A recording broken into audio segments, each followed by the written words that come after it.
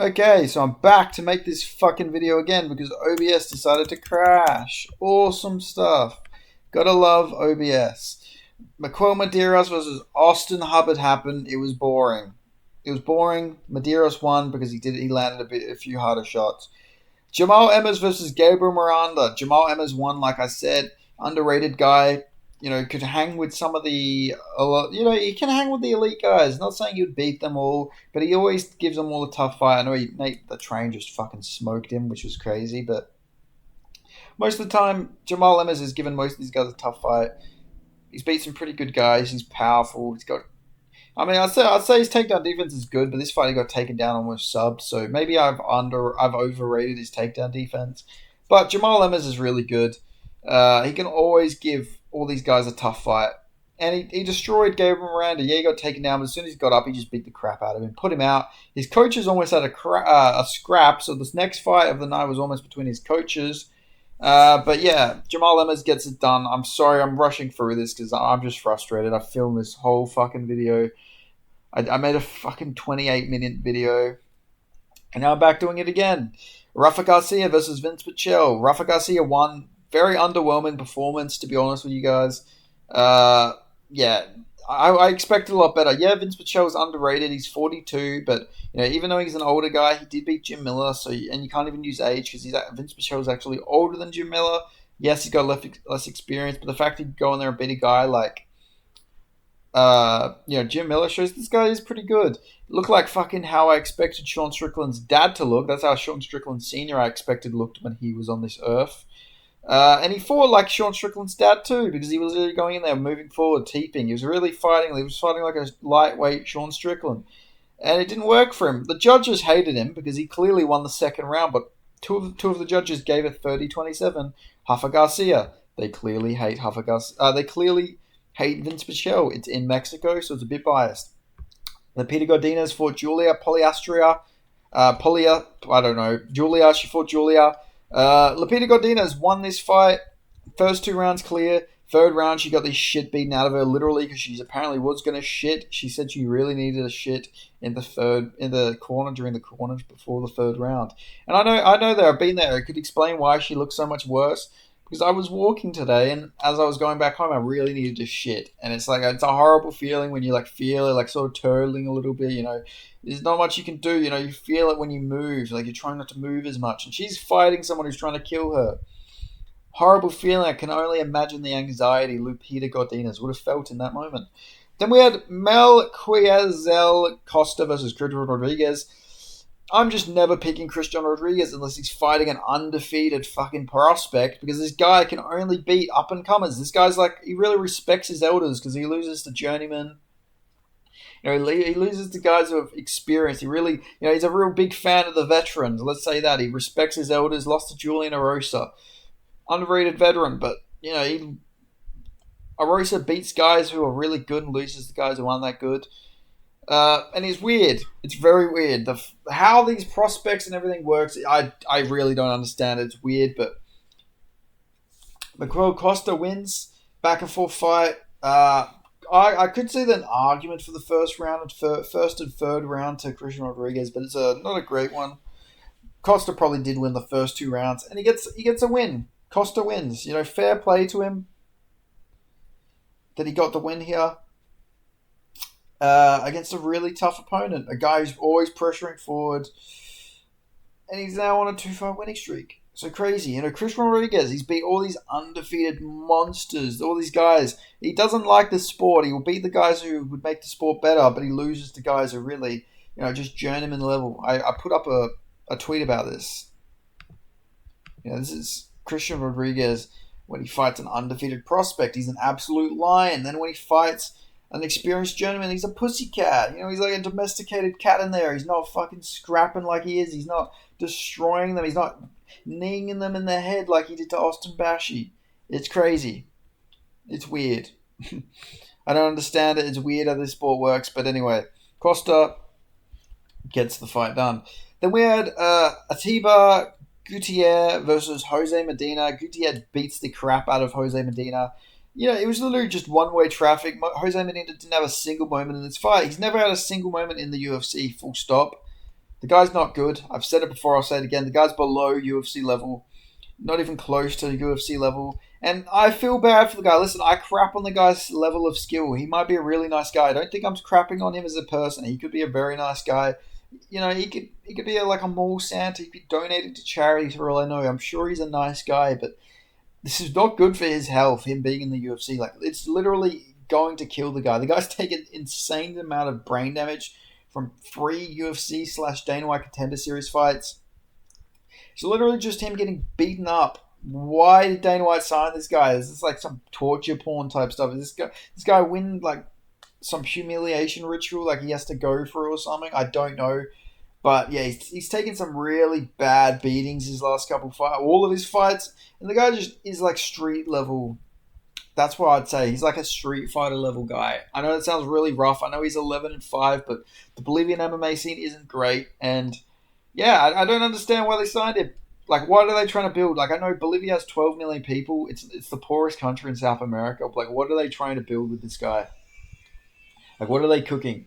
I'm all for them building up new markets, but like, I don't know. Maybe they're trying to motivate a generation of Bolivians not to become the next Jose Medina. Maybe.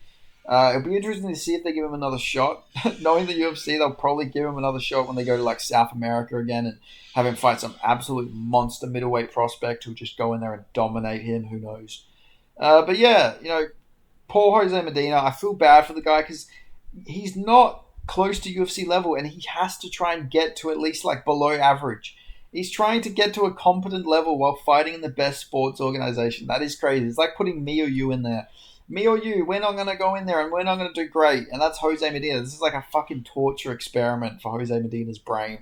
The guy's taken too much damage. He's made 20K from this, so maybe that's good in Bolivian currency. 20,000 US dollars, but still, it's not great, huh? It's horrible. The guy's taking some beatings. Maybe they give him another shot. Who knows? Maybe he pulls through. Maybe they could do him as like Edmund Shabazian. Maybe Edmund Shabazian just beats him up so badly, gasses out, and then Jose Medina moves forward. I doubt that'd ever be the case. But if they ever wanted to like test Edmund Shabazian's cardio, who knows? But maybe his chin's just gone now because he took a bad beating. But yeah, I really just don't understand. I don't know why I'm going on so much about Jose Medina, but the guy's just awful.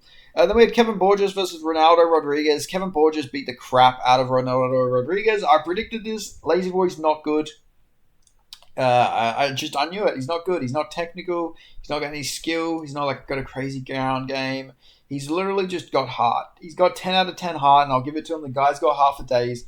But as a fighter, he's just not skilled. He's not skilled. He's got no technique. He's got no pop in his shots either. He's just really not even got crazy athleticism. He's literally just all heart. And it's cool that he's managed to get 2 wins in the UFC with just heart. But yeah, the guy's record is deceptive. He's not beaten great guys. I've never rated the guy at all. And, he proved me right. Like, I didn't think Borges is like this world killer or anything. But he's fought better people. And yeah, he's lost to those guys that he's fought, but he's fought way better level of competition, and he looked competent. You put Joshua Van in there against Ronaldo Rodriguez, he's fucking probably doing like 300 significant strikes to his head and then putting him out cold. He just beat the crap out of him. Like Alexandre Costa would beat the crap out of him. He's just not great. It's going to be tough for him as well to like bounce back from this, but crazier things have happened, but he just doesn't seem to have the skills to pay the bills. Then we had David Martinez versus Simon Oliveira. David Martinez just beat the crap out of Simon Oliveira. Oliveira's not like a great fighter by any means. He was out for 2 years. He's not very durable. And David Martinez, he's a doctor. He went and beat the crap out of him. And, he's a doctor. He's both a doctor and he's putting people in the hospital because I'm almost certain that Simon Oliveira would have been in the hospital after that. It could be a great scam, by the way. I'm not saying David Martinez should do this because he's a doctor. You'd like just batter people and then fix them up and like I don't know. He'd never run out of patience if he did that. But he would also probably go to prison and lose his license for medicine. So maybe don't do that. But it's just a thought. But yeah, David Martinez looked good. I love the karate style in MMA, and it'll be interesting to see what David Martinez does next in the bantamweight division. And Simon Oliveira, he's probably getting cut. Then we had Raul Rosas Jr. or fighting Raul Rosas Jr. Who knows? Then Raul Rosas Jr. for Vince Morales. Raul Rosas Jr. looked very alright in this fight. He didn't look like particularly great, but he put on a good performance, some good wrestling, Striking, he needs work, and he did almost get subbed a couple times. Vince Morales is very tricky with the ground game. He got some Peruvian neck titles on the regional scene before he got re-signed to the UFC. But I think he's going to get cut again, unfortunately. He literally fought like a month ago against Elijah Smith, so this is why I don't know why they made this fight with Raul Rosas and Vince Morales. It's such a weird one. Because I don't even think like Raul Rosas wasn't even booked against anybody else, I don't think. They literally just made this fight just because, which is interesting. Not a fight I would have made. Raul Rosas 3-fight winning streak. Yeah, let's give him the guy on a 2-fight losing streak, but UFC matchmaking, I guess. But yeah, interesting stuff. Also crazy Hubbard versus Medeiros started as Daniel Zellhuber versus Elvis Brenner. Crazy downgrade. Just going to put that out there. But yeah, Raul just wins. Edgar Chairez versus CJ Vergara. Edgar Chairez just beats him up, batters him, and he gets the sub. So yeah, fair play to Edgar Chairez. He club and subbed him for the win.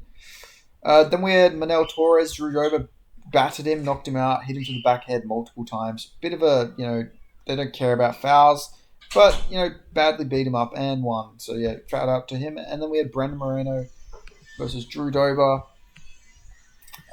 Very, just a shame to see Steve Erceg lose. For the love of God, just give this man a step down in competition. They're just giving him like the top 3 best flyweights besides Royval. Just for the love of God, give the man a break, please. With Torres, I picked Drew Dober. Probably it was a very bad pick by me, but should have. I just expected him to get him against the fence and maybe knock him out or something like that, but unfortunately not.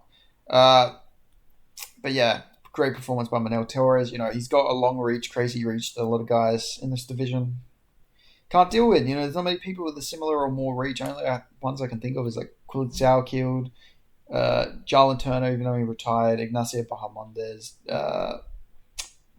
Joel Alvarez, those type guys. But yeah, great performance regardless. Then we had Brandon Moreno versus Steve Erceg.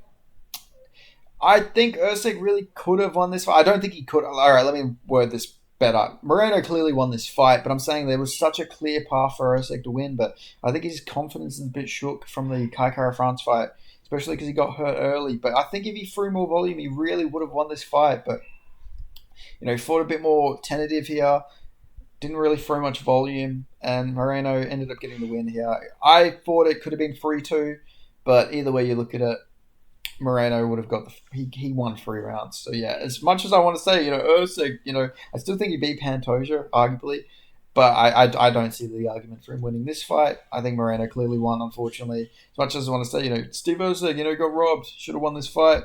Yeah, it clearly didn't happen. But yeah, Steve Erceg, still very good.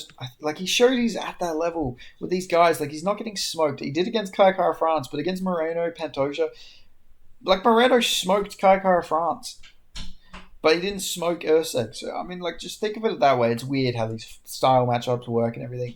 But just give Erceg a zoo again. Rebook him versus an Alamabayev. I think he would beat Alamabayev so easily, bro. I think he would put on a masterclass against the zoo, but they won't book him in that match. They took him from that fight. It was such a perfect fight for Erceg. But, Erceg's still good. Hopefully he picks up the volume. His corner gave some sort of weird advice. They're saying defensively you're good, just keep your guard up. I think the reason he was getting hit is because he was still having some of the same, he was making some of the same mistakes he made against Kai Kara France that got him hit, with his chin up in the air. But yeah, obviously Moreno doesn't have the power of a Kai Kara France, but yeah, it was a back and forth fight. Erceg and Moreno, no grappling here. So Erceg showed his boxing is legit, but unfortunately doesn't get his hand raised. Just please, for the love of God, don't book Erceg versus Royval or fucking Cape. Just let the man take a step back in competition. Give him Lazy Boy. They want to step Lazy Boy up. They could do him versus Vergara. Vergara's probably going to get cut. So they'll probably do Lazy Boy versus Vergara to try and build him up. And then if he wins, do the winner of that versus Erceg. Just let Erceg fight somebody really bad so he can just get a masterclass performance and get back on track. The guy's confidence is going to be absolutely shot after all these performances. But yeah, regardless, Steve Erceg loses to Brandon Moreno, and Moreno's probably going to fight Cape next. Cape would be a pretty sick fight. But anyway, I'm sorry I rushed through this video.